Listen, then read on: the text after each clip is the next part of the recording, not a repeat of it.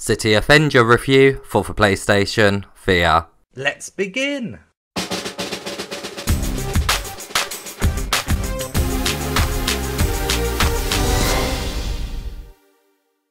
First up, let's take a look at the gameplay.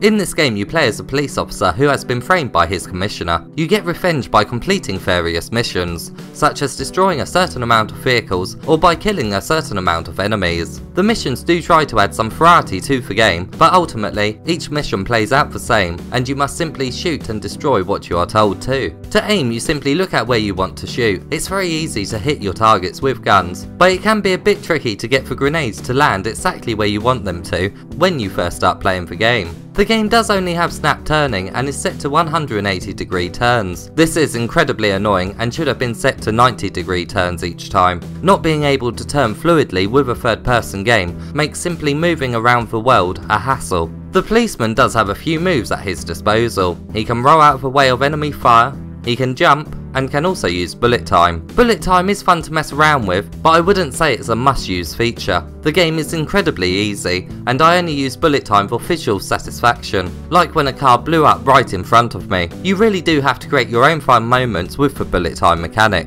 You can drive vehicles, but their handling is a bit hit and miss. Some feel great and responsive, whilst others don't, and the camera can be quite bad with them at times. Scattered around each mission are crates that when shot give you power-ups and new weapons, which are worth picking up, as they make the process of eliminating your targets a lot quicker, especially if you get a rocket launcher or grenades. When enemies are killed they drop health and money. Your health is displayed on the back of the policeman, so you always know if you are close to death. If you are not sure where a final target that you must destroy is, it is always displayed on the map, so there is no fear of getting lost on a mission. Each mission has 3 challenges to beat. These are for completing the mission under a certain time, achieving a high score, and for finding the hidden package. These are a nice addition and do add some replayability to the game. Unfortunately, you can't see what challenges you have beaten on each mission on the mission select screen. You must load up a mission first for them to be displayed, which is certainly a bit of a hassle. In the main menu you can buy new power-ups with the money you have collected. You can buy weapons that will equip when you first start a mission.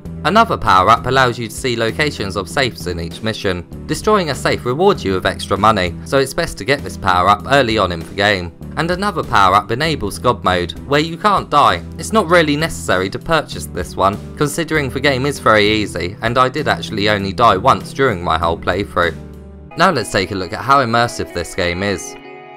The game is very simplistic with its graphics, but it does suit this type of game. It certainly has an arcade feel to it, and the visuals are very crisp and sharp. Thanks to its simplistic nature, there isn't too much blur to be found on the buildings that are far away from you. When you kill an enemy, they launch up into the air. There isn't a proper physics engine on them, and it is very reminiscent of old PS2 games. There is a short movie that plays at the beginning of the game that shows how the main character got betrayed. You can tell it was rushed, especially as some of the character models float in the air. There are also some voiceovers which are translated quite badly. I did find the voiceovers to be quite comical. One day, I was given an order to execute a secret. There is only one way to survive, and what awaits us was an ambush. The music isn't the best ever, but it does suit the arcade-like tone of the game. It did start to get repetitive just over halfway through the game though.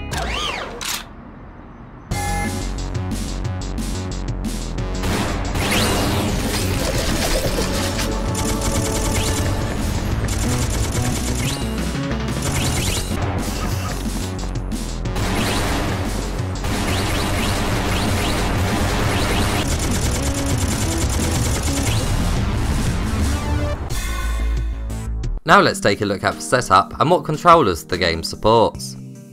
I played this game in a seated position just under 2 meters away from the camera. The head tracking was perfect and the game did not make me motion sick. Because of the angle turning, it is probably best to stand, although in my opinion, third-person games should nearly always be made for a seated position. Smooth turning is greatly missed in this game. This game is played with a DualShock controller, the other controllers are not supported, even though it does say that the Move controllers are compatible on the Hong Kong PlayStation Store. This game can also be played in a non-VR mode. Now let's take a look at the length of the game and what trophies come with it. It took me around an hour to beat the game. It isn't that long, but you will get some more gameplay time if you want to complete each challenge on every mission. In total there are 12 trophies that can be achieved. There is 8 bronze, 3 silver and 1 gold. Most of the trophies will unlock over the course of playing the game. Most are rewarded very easily for doing tasks such as killing a single enemy and for picking up 5 items. The most time consuming one is for completing all the challenges on all of the levels. It's a good thing that this trophy was included, otherwise it would have been an incredibly poor trophy list. And now it's time for the verdict. If you go into this game not expecting a lot from it, you'll likely have a decent time with it. I did, but be warned, the game does get incredibly repetitive. The game does give you quite a few gameplay elements to mess around with, like the bullet time and being able to drive vehicles, but you really do have to create your own fun in the game, and have to try your best to overlook the outdated elements, such as a proper physics engine. The angle turning is incredibly frustrating and does hurt the game a lot. I would have had so much more fun if I didn't have to constantly fight with the camera. I am quite patient in games, but I think a lot of people won't accept the hassle of putting up with the camera. The game is obviously mimicking the GTA series with certain gameplay elements, such as finding a hidden package in a level. It is quite cool to experience it in VR, and I always like to experience third-person games as we don't have too many just yet. But overall the game does feel like it's testing this genre of game in VR. And what awaits us was an ambush. I still have a chance. I survived from this assault incredibly. Now, it's time to avenge.